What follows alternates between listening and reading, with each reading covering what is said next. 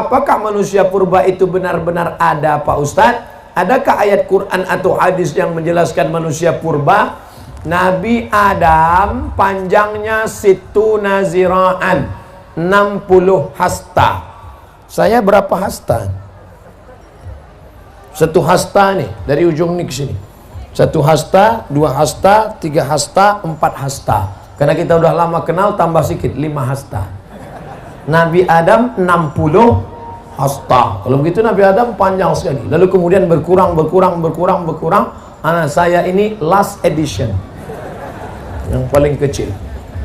Sedangkan manusia purba itu jutaan tahun yang lalu, dari fosil-fosil yang ditemukan dalam tanah. Sedangkan dari Nabi Adam ke Nabi Muhammad SAW tidak sampai jutaan tahun.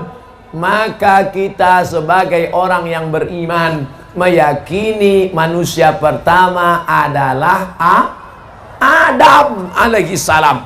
Kita bukan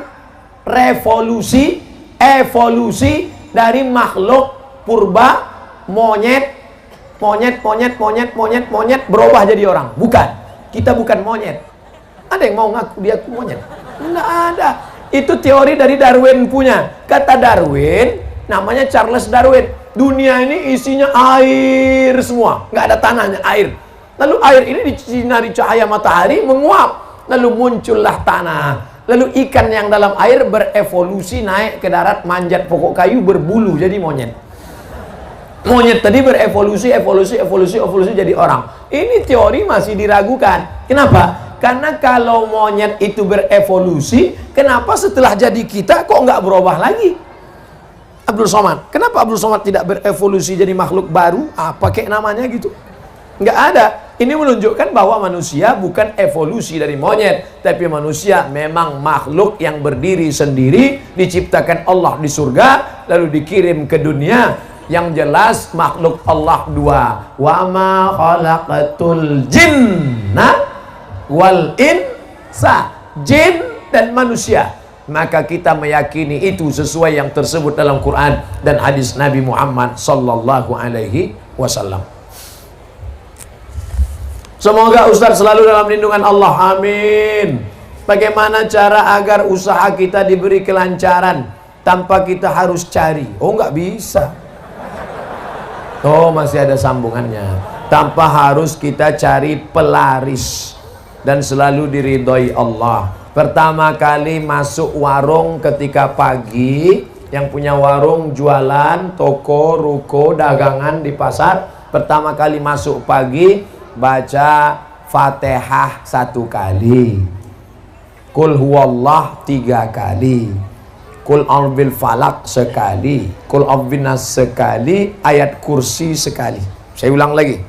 Fatihah 1 kali, Qul huwallah 3 kali, Qul a'udzubil falaq sekali, Qul a'udzubin nas sekali, ayat kursi 1 kali. Waktu masuk pertama kali barang dagangan, masuk bismillahirrahmanirrahim, Fatihah sampai habis. Bukan masuk Fatihah sekali, wallah 3 kali.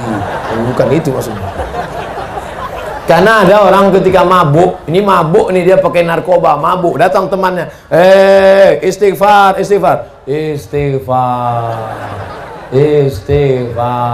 bukan itu. Kalau disuruh istighfar berarti astaghfirullah rabbal baraya, astaghfirullah minal khataya. Nah, itu baca yang 5 tadi. Itu Ustadz dapatnya dari mana? Kebetulan saya diminta oleh alumni dari para habaib waktu Habib Umar bin Hafiz datang tahun lalu di Hotel Crown.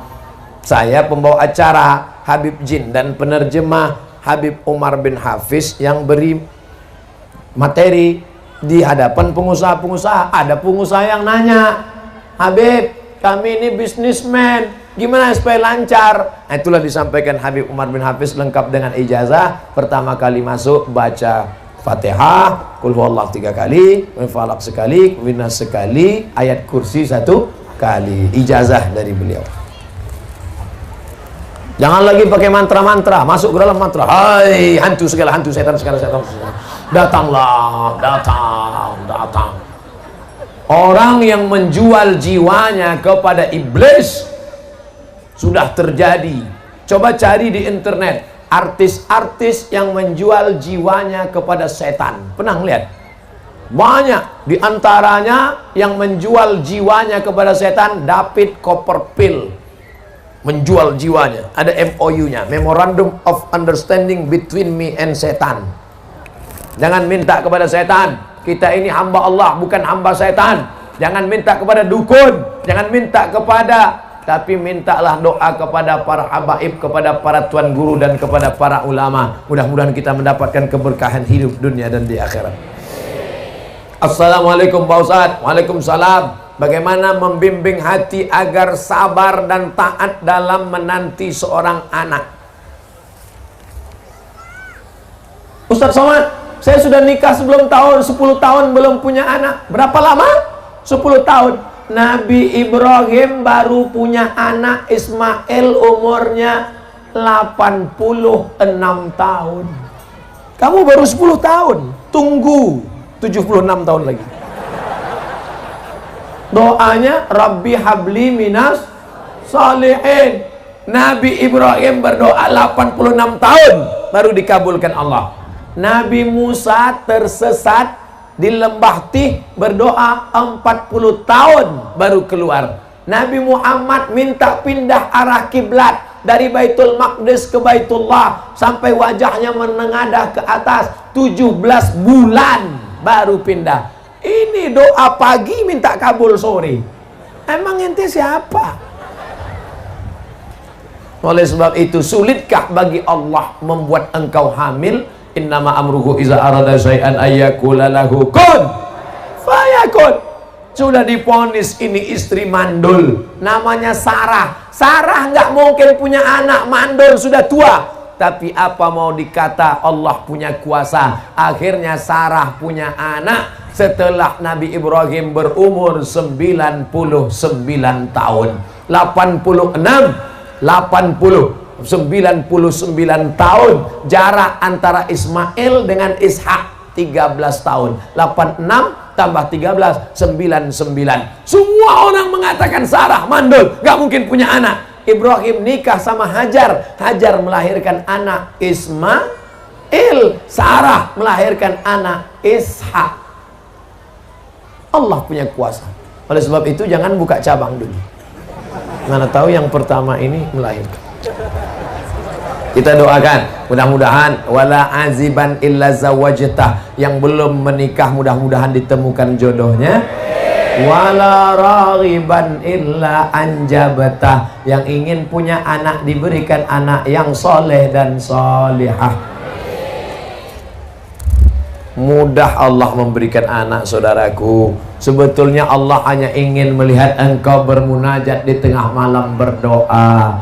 Orang dulu anaknya 10, pulang dari bajak sawah, makan ikan asin, sambal teri, mati lampu, lahir 10.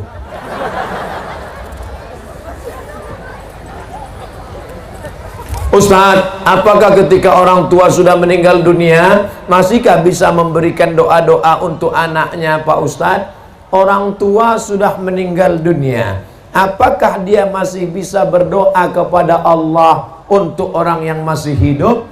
Iza matal insan, kalau manusia mati, inqoto'a, putus amalnya. Maka menurut ulama yang putus amalnya itu adalah amal taklifi.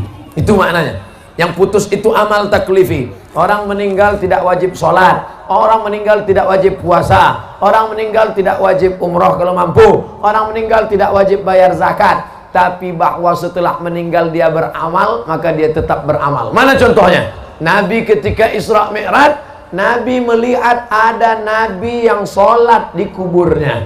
Nabi melihat ada Nabi yang berzikir di kuburnya. Itu menunjukkan bahwa orang meninggal juga masih tetap beramal. Tapi katanya amalnya putus. Yang putus itu amal taklifi. Makanya wali-wali Allah masih bisa memberikan doa. Makanya ada orang yang bertawassul kepada Allah berkat Syekh Abdul Qadir Al-Jilani, berkat Syekh Abdullah Syattari, berkat Syekh Abdul Hasan As-Sazili, berkat para ulama wali-wali Allah. Artinya apa? Mereka masih bisa beramal. Yang dimaksud amal putus adalah amal taklifi, sholat, puasa, zakat, haji, umroh, amal yang wajib. Makanya kalau ada tetangga, kawan, sahabat yang nggak mau sholat, nggak mau puasa, suruh dia mati. Dari pesantren Anwarul Hidayah, Pak Ustadz Somad, Anwar, kalau satu nur, satu nur cahaya, cuman satu cahaya nur, tapi tadi cahaya Anwar. Nama suaminya siapa? Anwar, bercahaya. Mana orangnya? Hitam. Mohon maaf Pak Anwarnya. Anwar, hidayah, jalan, nur, cahaya. Semakin banyak pesantren-pesantren, maka semakin banyak cahaya-cahaya hidayah yang akan menerangi provinsi Banten, insya Allah. Banten ini negerinya para ulama yang menulis tafsir Marah Labid fi Kasfi Ma'anil Qur'anil Majid. Tafsir berbahasa Arab, dibaca orang Arab, dicetak di Arab, ditulis Arab, dibaca orang Arab, ditulis oleh Syekh Muhammad Nawawi Al-Bantani, Banten, makamnya di Ma'la dekat Masjidil Haram. Pak Ustadz, bagaimana hukum seorang penghafal Quran yang sedang haid, murojaah hafalannya dengan memegang mushaf, dan apa dalilnya? Saya hanya berpegang kepada kitab yang saya baca. Kalau ada ustadz lain yang fatwanya beda dengan fatwa yang saya sampaikan, mungkin dia lebih alim. Yang saya tahu, perempuan yang haid tidak boleh megang Quran, tidak boleh bawa Quran, tidak boleh baca Quran, tidak boleh masuk masjid, tidak boleh tawaf, tidak boleh puasa, tidak boleh sholat. 7 larangan. Tidak boleh bawa Quran, tidak boleh megang Quran, tidak boleh baca Quran, tidak boleh tawaf, tidak boleh i'tikaf, tidak boleh sholat, tidak boleh puasa. Itu Ustaz baca di mana? Al-Fiqhul Islami wa Adillatuh Syekh Wahbah Zuhaili. Jadi kalau mau ngulang bacaan, sepakat 4 mazhab, paling tua Hanafi, nomor 2 Maliki, nomor 3 Syafi'i, nomor 4 Hambali. Perempuan yang tidak suci dalam keadaan hadas besar, dalam keadaan haid, tidak boleh baca Quran. Ada pengecualian, ada 2. Yang pertama, menurut mazhab Maliki, perempuan yang hafal Quran boleh ngulangi hafalan murojaah, karena yang hafal Quran mesti ngulang 1 hari 2 juz. Selama haid 7 hari nggak ngulang, hilang 14 juz. Maka cara ngulangnya an zahri qalbin, dalam hati. Makanya kalau ada nanti kelihatan ada anak gadis, diam aja, itu sedang ngulang hafalan. Kalau dia hafal Quran. Tapi kalau enggak, diam, itu kesambet. Menurut mazhab Maliki, perempuan yang hafal Quran boleh murojaah, mengulangi hafalan an zahri qalbin, dalam hati, diam. 2, menurut mazhab Hambali, boleh mengulang membaca tapi putus-putus. Ibu-ibu yang guru di sekolah boleh, tapi putus-putus. Anak-anak murid ikuti ibu ya. Ya ayyuha allazina amanu ittaqullah haqqa tuqatih. Boleh. Jadi yang boleh mengulang hafalan 2. Pertama, perempuan yang hafal Quran. Yang kedua, guru ngajar di sekolah untuk putus-putus, potong-potong, menurut yang saya baca. Jelas? Apa perlu bersahadat ulang, berbaiat bagi yang sudah lahir dari keluarga muslim? Bapaknya muslim, ibunya muslimah, anaknya muslim. Datang ustadz, kamu belum Islam. Kalau mau Islam harus ulang syahadat di depan saya, karena saya disaksikan guru saya disaksikan guru saya, guru saya disaksikan guru saya, sampai ke Nabi Muhammad. Tapi bapak saya Islam. Bapak kamu nggak diakui Islamnya karena belum belajar ke saya. Ini lagi tren nih sekarang. Maka ada jamaahnya yang datang ke saya, Ustadz Somad, kata guru saya, Islam saya belum sah kalau belum bersyahadat depan dia. Apa pendapat Ustadz? Bawa gurumu ke sini biar saya syahadatkan. Bawa guru kau ke sini biar ku syahadatkan.